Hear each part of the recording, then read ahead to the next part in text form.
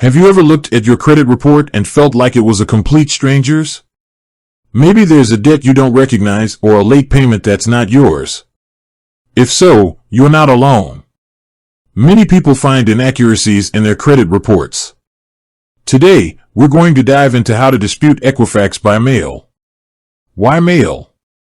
You might be wondering why we're focusing on mail when you can dispute online. Well, while online disputing is convenient, there are times when sending a physical letter can be more effective. For instance, if you're dealing with a complex issue or if you want a paper trail for your records, mailing your dispute can be a good option. Step-by-step guide. Gather your information. Before you start, collect all the necessary information. This includes your name, address, social security number, and any account numbers related to the disputed items. You'll also need to have a copy of your Equifax credit report. Write your dispute letter. Your dispute letter should be clear, concise, and specific. Start by identifying the disputed items and explain why you believe they are inaccurate. Provide any supporting documentation you have, such as canceled checks or receipts. Format your letter. Your letter should be formatted professionally. Include your name, address, and date at the top. Address your letter to the Equifax Dispute Department. Include a copy of your credit report. Attach a copy of the disputed page of your Equifax credit report. This will help Equifax identify the items you're disputing. Send your letter. Once you've completed your letter, mail it to the Equifax Dispute Department.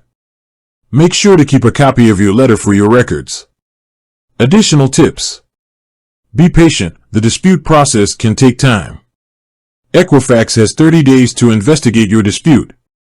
Follow up. If you haven't heard back from Equifax within 30 days, follow up with a letter or phone call. Keep your records. Maintain a record of all your correspondence with Equifax. This will be helpful if you need to take further action. Common mistakes to avoid. Being vague. Avoid vague statements in your dispute letter. Be specific about the disputed items and provide clear explanations.